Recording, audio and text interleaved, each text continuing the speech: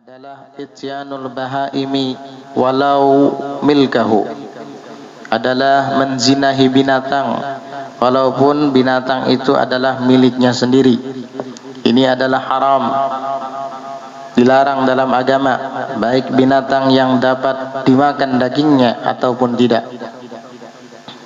Dan orang yang melakukan itu menurut pendapat yang sahih di dalam mazhab adalah yu'azzar, ditakzir, diberi hukuman oleh imam atau yang berwenang, dicambuk supaya dia jera dan tidak mengulanginya lagi. Karena menzinahi binatang itu juga termasuk dosa besar.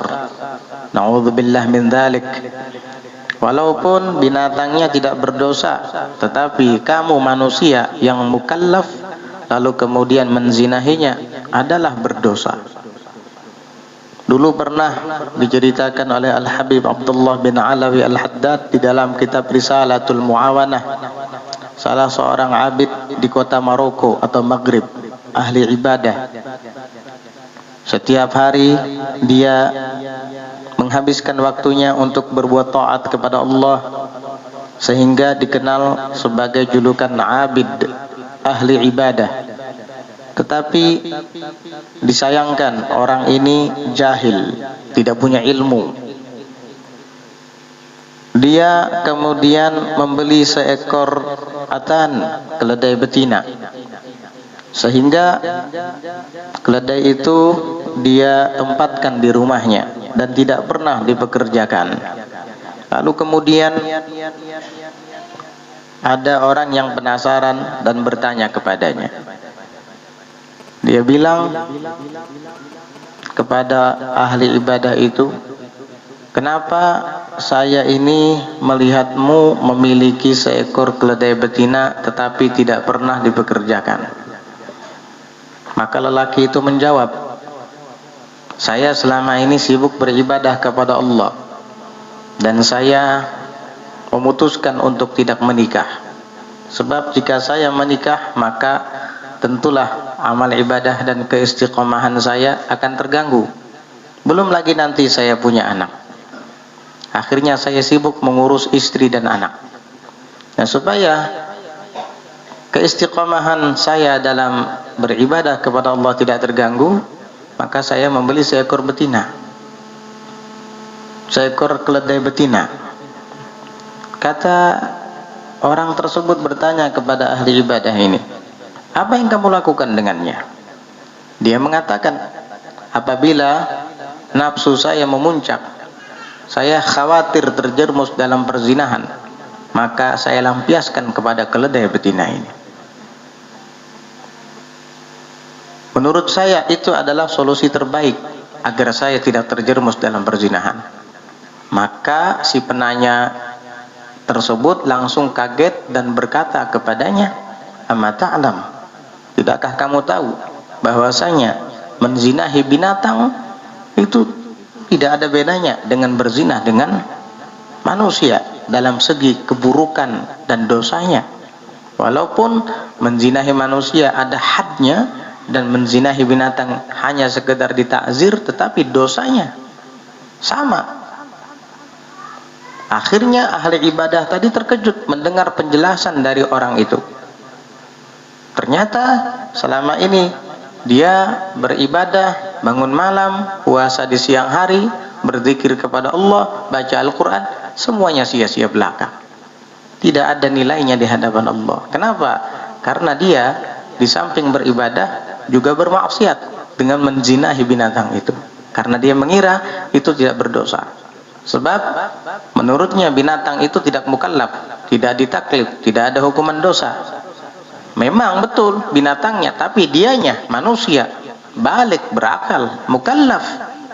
Maka dia pun menyesalkan perbuatannya itu. Itulah konsekuensi akibat daripada tidak belajar menuntut ilmu agama lalu kemudian terjun untuk beribadah. Bahaya. Orang kalau beribadah tanpa ilmu, amalnya, ibadahnya itu ditolak sama Allah. Wa kullu man bighairi ilmin ya'malu a'maluhu mardudatun la tuqbalu. Setiap orang yang beramal tanpa ilmu, amal-amalnya ditolak, tidak diterima. Itu termasuk maksiat kemaluan. Wal istimna'u biyadi ghairil halilah. Dan termasuk dosa-dosa kemaluan adalah al istimna'u, mengeluarkan sperma atau yang disebut juga dengan onani, biyadi ghairil halilah, dengan tangan selain istrinya. Maka hukumnya haram onani atau mengeluarkan sperma baik dengan tangannya sendiri atau tangan orang lain yang bukan istrinya. Dosa. Di dalam sebuah riwayat disebutkan, la'anallahu man nakaha yadahu. Allah Ta'ala melaknat orang yang mengawini tangannya sendiri.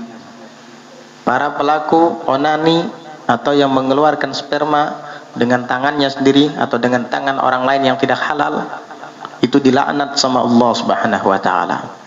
Arti dilaknat, dimurka sama Allah dan diusir dari rahmatnya. Na'udzubillah min dzalik. Jangan main-main dengan ini. Berat ancamannya ini. Kalau sudah diusir dari rahmat Allah, hidupmu tidak akan pernah berkah. Karena kita selama hidup yang kita cari adalah rahmat Allah Subhanahu wa Ta'ala. Dan kamu ketika melakukan perbuatan haram itu telah diusir dari rahmat Allah karena Allah melaknatmu. Na'udzubillah min dzalik. Kalau dengan tangan istri bagaimana? Kalau dengan tangan istri, para ulama menyebutkan makruh. Bukan boleh, tapi makruh. Makruhnya bukan karena bersentuhan dengan istrinya, melainkan karena itu bima'anal azal, sama dengan membuang-buang benih yang mestinya bisa dijadikan anak. Itu disebut azal namanya itu. Menyia-nyiakan benih atau sperma yang bisa berpotensi menjadi anak. Tidak ditempatkan pada tempatnya sehingga dihukumi makruh. Adapun bersentuhan dengan istrinya atau dengan tangan istrinya itu halal hukumnya. Karena nisa'ukum harthul lakum fa'tu harthakum anna syi'tum. Wanita-wanitamu, istri-istrimu adalah ladang kalian. Silahkan kalian datangi ladang kalian semau kalian. Tapi jangan sampai menjima istri di duburnya. Itu sama hukumnya dengan pelaku pelaku sodomi, pelaku homo. Enggak boleh, mendapat laknat daripada Allah. Innallaha la yanzuru ila man ata imra'atahu fi duburiha. Sesungguhnya Allah tidak akan memandang kepada lelaki yang menjima istrinya di bahagian belakangnya atau di kemaluan belakang. Tidak akan dipandang oleh Allah. Artinya Allah berbenci, murka dan tidak sudi memandang orang itu. Dan itu termasuk dosa besar. Na'udzubillah min dzalik. Kemudian wal wat'u fil haid awin nifas, menyenggama istri di saat sedang datang bulan atau sedang nifas. Haram hukumnya. Jangankan menyenggamanya, bercumbu rayu antara pusar hingga lutut dilarang, apalagi sampai menjimanya, sedangkan ia dalam keadaan haid. Dan larangan itu langsung datangnya dari Al-Quran. Wa'tazilun nisa'a fil mahid hatta yathurna. Jauhi wanita di saat ia sedang datang bulan. Maksudnya jangan kamu senggama hatta yathurna, sehingga mereka suci. Sucinya bagaimana? Dengan putus darah haid lalu kemudian mandi. Fa idza tatahharna, maka apabila wanita-wanita itu sudah suci, fa'tuhunna min haitsu amarakumullah, silahkan kalian datangi mereka, silahkan kalian berhubungan dengan istrimu sendiri, karena dia sudah suci dari haid. Yaitu dengan dua sebab perempuan itu dianggap suci. Pertama, inqita'ud dam, putusnya darah, tidak keluar lagi, berhenti. Dan yang kedua, al-ghusl, mandi dengan niat mengangkat hadas besar. Artinya kalau hanya sekedar putus dari darah haid, tetapi dia masih belum mandi, walaupun hanya sekedar dicuci saja, belum halal untuk kamu senggama. Ingat itu, karena Allah menyebutkan hatta yathurna, pakai hatta lil ghayah, artinya puncak keharaman itu berakhir sampai dia suci. Kapan sucinya wanita dari hadat besarnya ketika dia datang bulan? Itu dengan dua sebab, binqita'id dam wal ghusl, dengan berhentinya darah, tidak keluar lagi dari rahimnya, dan dengan cara mandi wajib, niat mengangkat hadas besar. Kalau dua sebab ini belum ada, haram hukumnya menyenggama istri. Ingat itu, makanya belajar sebelum menikah, jangan main kawin-kawin aja. Sama halnya juga dengan nifas. Nifas itu adalah darah yang keluar pasca melahirkan atau pasca keguguran. Orang keguguran bisa saja mengalami nifas, nggak boleh. Karena sebahagian ahli tafsir menyebutkan, wa yas'alunaka 'anil haidhi qul huwa adza. Mereka bertanya kepadamu tentang haid, katakan huwa, dia, haid itu adza, gangguan. Haid itu gangguan. Sebagian ahli tafsir mengatakan seperti yang dikutip oleh Asy-Syaikh di di dalam Asy-Syaikh Al-Bujairmi di dalam Hasyiah Al-Khatib Asy-Syarbini. Syekh Al-Bujairmi, Hasyiatul Bujairmi Al-Khatib Asy-Syarbini. Di situ beliau menyebutkan adza, di situ gangguan yang dimaksud adalah gangguan bagi anak. Maksudnya bagaimana? Kalau nanti hasil dari persenggamaan antara lelaki dengan istrinya yang sedang haid itu jadi anak, anaknya itu nanti akan mengalami cacat, ada gangguan. Di zaman Sayyidina Umar ibn al-Khattab radhiyallahu anhu wa ardhah, pernah dulu ada sepasang suami istri, istrinya melahirkan anak kulitnya hitam, abahnya putih, ibunya putih, melahirkan anak hitam anaknya. Putih ketemu putih, lahirnya negro. Subhanallah, hitam. Akhirnya suaminya berprasangka buruk dan menafikan anak itu adalah hasil dari benihnya. Kata dia, ini bukan anak saya. Istrinya protes, lantas anak siapa? Jangan-jangan kamu berselingkuh. Istrinya pun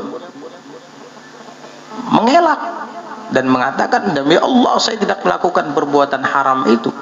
Akhirnya keduanya mendatangi Sayyidina Umar ibn al-Khattab radhiyallahu anhu warḍah dan mengatakan, wahai Amirul Mukminin Umar ibn al-Khattab, ini saya sepasang suami istri melahirkan anak. Saya putih, istri saya putih, tapi anak saya hitam. Saya curiga kalau ini bukan anak saya. Sayyidina Umar memandang ke arah lelaki itu dan berkata, apakah engkau menjimaknya sedangkan ia dalam keadaan haid? Digitukan langsung oleh Sayyidina Umar. Maka lelaki itu hanya menganggukkan kepala dan mengatakan, na'am, iya. Nah, kata dia, ini adalah betul anak kamu. Wallahu sawwada wajhahu uqubatan lakuma. Dan Allah menjadikan wajahnya hitam, kulitnya hitam sebagai hukuman bagi kalian berdua. Kenapa? Di saat istrimu sedang datang bulan kamu menyetubuhinya, dan kenapa si istri mau tidak menolak? Itulah hukuman bagi kalian berdua sehingga melahirkan anak kulitnya hitam. Baru mereka sadar. Hati-hati, belajar dulu sebelum nikah. Iya. Di dalam kitab Hasyiatul Bujairmi tersebut juga disebutkan, al-wat'u indal haid yurithul judam. Menyenggama istri di saat sedang datang bulan itu dapat mewariskan, menyebabkan penyakit juzam, kusta fil walad pada anaknya. Akhirnya nanti ketika lahir anaknya kena penyakit kusta. kulitnya penuh dengan koreng yang tidak bisa disembuhkan, melepuh, akhirnya terkelupas dan berjatuhan. Na'udzubillah min dzalik. Gara-gara apa? Menyenggama istri di saat sedang haid. Ada aturan-aturannya, ada adabul jima'. Tidak boleh menyenggama istri dalam keadaan haid atau nifas sampai mereka suci. Suci di sini dengan putusnya atau berhentinya darah dan kemudian mandi wajib. Kalau ini belum terjadi, maka tidak boleh menyenggama istri. Dan ada juga yang dilarang di saat berhubungan badan adalah memandang kepada farjinya istri di saat berhubungan badan. Kenapa? Li'annahu yurithul ama, karena itu akan mengakibatkan kebutaan. Dan dilarang pula ketika menyenggama istri sambil berbicara. Li'annahu yurithul kharas, karena itu dapat mengakibatkan kebisuan. Pantas anaknya buta, pantas anaknya lahir bisu. Menyenggama istri sambil ngobrol, sambil ngomong, dilarang itu. Paling tidak hukumnya makruh dan bahaya, dapat membuat kebisuan. Ya, nggak bisa ngomong anaknya nanti. Kenapa anak ulun nih kada kau bepandir padahal umurnya sudah 4 tahun. Hah? Untung ulun bukan Sayyidina Umar. Kalau Sayyidina Umar langsung ditembak sama beliau. Kalau Sayyidina Umar langsung dipelototin sama Sayyidina Umar. Kenapa kamu ingkar ini anak kamu? Karena saya putih, istri saya putih, kok hitam yang lahir? Pelototin sama Sayyidina Umar. Jujur sama saya. Fahal wati'taha wahya haid. Kamu pernah menyenggamanya enggak sedangkan dia dalam keadaan haid? Wah, langsung benar tembakan Sayyidina Umar, tepat sasaran. Apa dia bilang? Iya, ya sudah, ini hasil dari perbuatan kalian berdua. Anak kalian hitam. Jadi jangan asal tuduh ya. Kalau nanti kulit kamu putih, istri kamu putih, anakmu hitam, jangan-jangan kayak gini nih kasusnya. Na'udzubillah min dzalik. Hati-hati. Dan ada juga larangan ketika seorang suami sedang ihtilam, bermimpi lalu mengeluarkan sperma, itu tidak boleh langsung menyenggama istri. Iya, minimal dicuci dulu. Kalau mau mandi lebih bagus. Kenapa? Jika dia ihtilam, mimpi ihtilam, lalu kemudian langsung menyenggama istrinya, itu yurithul junun fil walad, dapat mengakibatkan kegilaan pada anak. Pas lahir nanti anaknya gila nanti. Na'udzubillah. Makanya di dalam agama itu tidak ada yang samar, semuanya dijelaskan. Asal kita mau menuntut ilmu. Oh, pantas jadi orang gila. Kenapa? Dia ketika ihtilam, bermimpi lalu mengeluarkan sperma, langsung menjima istrinya. Akhirnya jadi anaknya lahir gila nanti. Hati-hati. Bisa buta, bisa bisu, bisa gila, bisa kena penyakit kusta, juzam, bisa hitam nanti anaknya padahal dia putih, istrinya putih. Nah, itu sebab-sebabnya. Hati-hati. Nah, kemudian au ba'da qita'ihima wa qabla al-ghusli. Nah, ini atau setelah putus keduanya, itu berhenti darah keduanya, darah haid dan darah nifasnya sudah putus, tapi wa qabla al-ghusli, dan sebelum mandi. Kalau hanya sekedar berhenti darah keluar dari rahim, itu namanya putus dari haid, berhenti dari nifas, tapi belum suci. Sedangkan di dalam Al-Quran tadi ayatnya hatta yathurna, sampai wanita-wanita itu suci, dan tidak akan suci kalau dia belum mandi. Kalau sudah mandi dengan niat mengangkat hadat besar baru suci. Tapi kalau tidak berniat apa-apa, bagaimana? Au ba'dal ghusli bila niyatin, atau dia mandi, dia sudah mandi, setelah mandi disenggama oleh suaminya, tapi si istri ini ketika mandi bila niat, tanpa berniat, ya mandi biasa aja, mandi biasa aja. Au ma'afaq di syartin min syurutihi, atau bersamaan dengan ketidakadaan satu syarat daripada syarat-syarat sahnya mandi yang sudah dijelaskan di bab taharah dulu.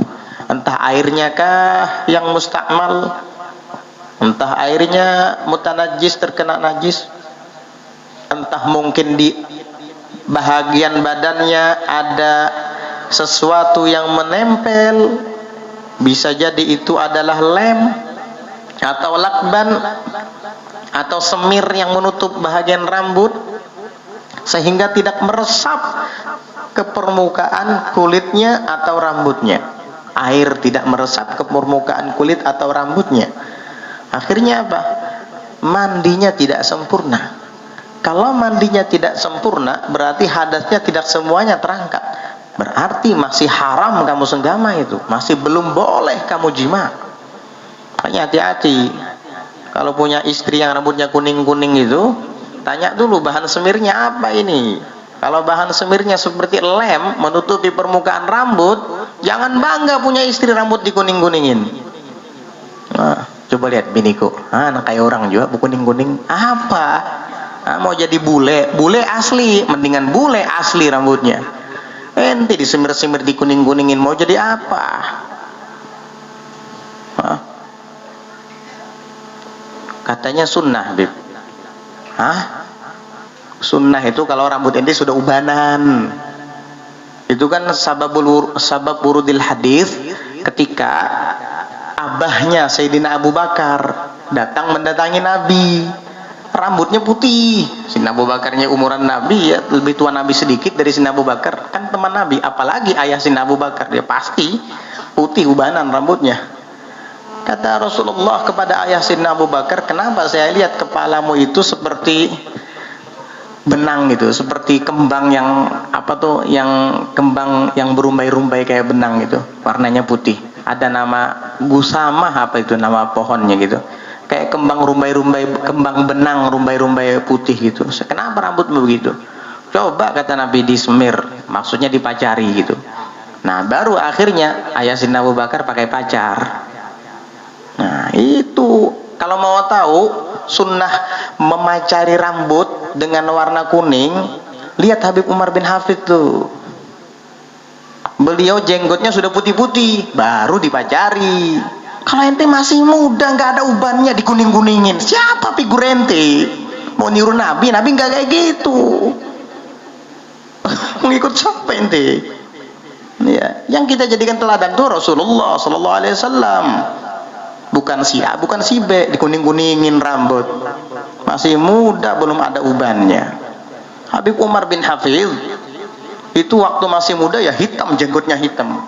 Ulun waktu masih di Hadramut dulu, Habib Umar tuh hitam semua, jenggotnya hitam semua, rambut beliau hitam semua. Agak masih muda kan beliau. Tahun 2002 masih muda Habib Umar. Sekarang beliau udah tua, jadi jenggot beliau banyak putihnya dari hitamnya. Lalu dipacari, makanya merah jenggot beliau. Nah ini sunnah kalau kayak gitu. Kalau ente masih putih, masih apa, hitam-hitam semua, dikuning-kuningin, ngikut siapa ente? Mau kayak bule. Bule masih mending hidungnya mancung. Ente hidungnya mancung ke dalam tapi kuning-kuningin rambut ya. Kenapa? Kayak becek nempel di kepala aja. Ya Allah, bangga dia dengan antingnya lagi. Kayak bencong ente. Apa yang dibanggain? Yang kuning-kuning rambut gundul aja, jangan lagi dikuning-kuningin. Khawatir bahannya itu adalah bahan jenis semir yang menutupi permukaan rambut, bukan seperti henna atau pacar. Kalau pacar itu merubah warna, artinya yang tersisa itu bukan ain, bukan benda lagi, tapi asar, bekasnya. Airnya sudah luntur disiram dengan air dan tersisa warna. Itu nggak apa-apa, tidak menutupi permukaan kuku, tidak menutupi permukaan rambut. Dan itu hanya bisa dilakukan kalau kamu sudah beruban. Kalau rambut ente masih hitam, pacari aja, nggak akan kuning-kuning. Kalau masih hitam, kalau disemir, nah kalau disemir mungkin bisa kuning. Hati-hati tapi Kalau bahannya menutupi permukaan rambut sehingga air tidak meresap ketika kamu mandi wajib, belum terangkat hadas kamu secara keseluruhan, hadas besarmu, akhirnya sholatmu tidak sah. Iya, kamu ngaji Al-Quran dengan niat qiraah haram karena kamu masih berhadas besar. Jika kamu perempuan masih tidak boleh disenggama oleh suami kamu. Ini yang punya istri rambutnya kuning-kuning, periksa dulu tuh rambutnya tuh. Ya, hati-hati nanti menyenggama dia. Kok udah datang bulan juainya? Betul, dia tidak datang bulan sekarang. Dia sekarang tidak haid. Tapi dia belum sah mandi wajibnya. Maksudnya belum sempurna mandi wajibnya. Karena apa? Rambutnya itu tertutup, tidak meresap air ke dalam permukaannya lantaran ada bahan semir yang menutupinya seperti karet gitu. Udahlah, jangan macam-macam. Iya. Mau jadi bule cermin dulu kalau mau jadi bule. Biarpun ente kuning-kuningin rambut ente, biarpun ente pakai soplen warna biru, tetap aja identitas ente dari Cikdam, dari desa Pandansari. Ya tetap aja orang Pandansari. Gak mungkin jadi orang Australia. Ya macam. Ya Allah ya Karim, kasihan kita ngelihatnya.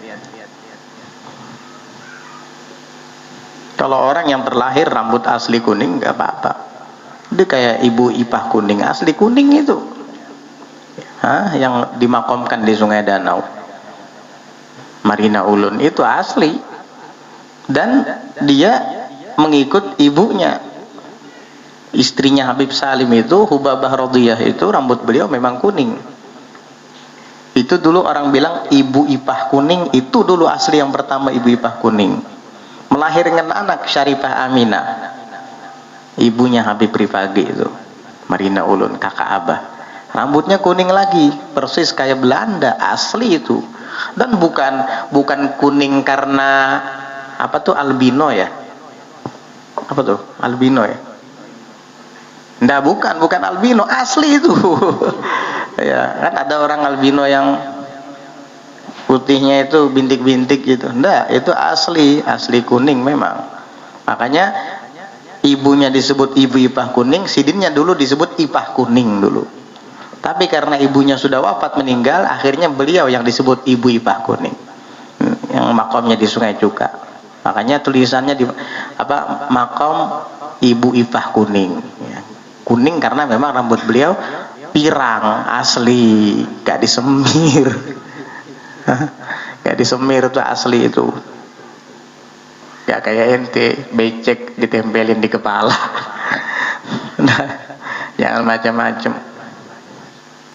Nanti kalau rambut kamu sudah ubanan, silahkan digitukan, biar nggak terlalu kelihatan tua-tua amat. Ya. Apalagi di musim jihad. Dulu di zaman Nabi, para sahabat ketika mau jihad, yang tua-tua, yang putih-putih rambutnya itu disuruh Nabi semir, diubah warnanya, pakai warna hitam lagi. Loh, katanya haram, nggak boleh kalau nyemir kepala dengan warna hitam. Iya, kalau tidak ada kepentingan. Tapi kalau ada kepentingan jihad, nggak apa-apa. Di dalam Zubat disebutkan, wa harramu khidab asy-sya'ri bis-sawad li rajulin wa imra'atin la lil jihad. Diharamkan, para ulama menyebutkan haram menyemir rambut dengan warna hitam ketika sudah ubanan. Kalau sudah hitam, apa yang mau disemir? Masih hitam ya. Disemir menjadi hitam, baik laki-laki ataupun perempuan, lalil jihad, bukan karena untuk jihad. Kalau untuk jihad, kepentingan berperang, nggak apa-apa. Kalau seandainya para sahabat ketika itu rambutnya putih-putih semua, berhadapan dengan musuh yang gagah-gagah, ya disepelekan sama musuh. Waduh, Muhammad ini bawa pasukan orang-orang tua semua. Wah, diremehkan nanti sama musuh. Apa rambutnya putih-putih semua? Coba rambutnya disemir jadi hitam. Oh, gagah kan? Wah, pasukan Muhammad gagah-gagah. Masih muda-muda. Padahal tuha-tuha.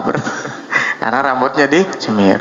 Ini namanya disemir untuk kepentingan jihad, untuk lil irhab, menakut-nakuti musuh. Nggak apa-apa. Bukan tua-tua keladi, makin tua makin jadi. Lain lagi ceritanya itu. Itu disemirnya karena tua-tua keladi masih suka nongkrong di warung jablay. Rambut disemir, waduh, baju masuk ke dalam, celana panjang neces. Cucu sudah sabrek-abrek. Punya cucu udah 50 apa? Kayak masih muda aja lagi. Kalau perlu dikalungin juga. Kalau perlu pakai gitar sekalian. Allahu Akbar. Tua-tua keladi makin tua makin jadi. Rasulullah SAW itu marah ngelihat orang tua yang kayak gitu. Hati-hati nanti. Sampai di dalam sebuah hadis beliau SAW bersabda, "Idza balagha ahadukum arba'ina sanatan walam yaghlib ta'atuhu ma'asiyahu masaha syaitanu ala wajhih wa yaqulu wajhun la yuflih." Apabila seorang di antara kamu usianya sudah mencapai 40 tahun dan ketaatannya tidak dapat mengalahkan kemaksiatannya, artinya kemaksiatan lebih menonjol dari ketaatannya, naudzubillah, maka syaitan akan mengusap wajahnya dan mengatakan, inilah wajah yang tidak beruntung. Syaitan aja tahu inilah wajah yang tidak beruntung, kata syaitan. Naudzubillah tsumma naudzubillah. Wattakashufu 'inda man yahrumu nadharuhu ilaihi aw fil khalwati li ghairi gharadin wallahu a'lam bissawab. Insyaallah nanti kita akan lanjutkan lagi tentang maksiat-maksiat yang dilakukan oleh kemaluan, dan wajib untuk kita semuanya menghindari itu. Mudah-mudahan Allah Subhanahu wa taala lindungi kita, kerabat keluarga kita, sahabat, tetangga kita daripada perbuatan zina, daripada dosa-dosa kemaluan, dan daripada seluruh dosa-dosa ma dhahara minha wa ma batan, ala hadhihi niyyah wa ala kulli niyyatin salihatin jami'atin syamilah li khairatid dunya wal akhirah wa ila hadratin nabiyyi Muhammadin sallallahu alaihi wa ala alihi wa sahbihi wa sallama. Al-Fatihah. Alhamdulillahirabbil alamin arrahmanir rahim din. إياك نعبد وإياك نستعين اهدنا الصراط المستقيم صراط الذين أنعمت عليهم غير المغضوب عليهم ولا الضالين آمين. بسم الله الرحمن الرحيم. الحمد لله رب العالمين. اللهم صل وسلم على سيدنا محمد وعلى آله وصحبه أجمعين. ربنا انفعنا بما علمتنا، ربنا علمنا الذي ينفعنا، ربنا فقهنا وفقه أهلنا وقرابة لنا في ديننا مع أهل القطر أنثى وذكر. ربنا وفقنا ووفقهم لما ترتضي قولا وفعلا كرما، وارزق الكل حلالا دائما، وأخلا أتقيا علماء، نحظى بالخير ونكفى كل شر. ربنا وصلح لنا كل شؤون، وأقر برضا منك العيون، واقض عنا ربنا كل الديون قبل أن تأتينا رسل المنون، واغفر واستر أنت أكرم من ستر. وصلاة الله تغشى المصطفى من إلى الحق دعانا، والوفاء بكتاب فيه للناس شفاء، وعلى الآل الكرام الشرفاء، وعلى الصحب المصابيح الغرر. اللهم اهدنا بهداك واجعلنا ممن يسارع في رضاك، ولا تولنا وليا سواك، ولا تجعلنا ممن خالف أمرك وعصاك. وصلى الله على سيدنا محمد النبي الأمي وعلى آله وصحبه وسلم بفضل سبحان ربك رب العزة عما يصفون، وسلام على المرسلين والحمد لله رب العالمين.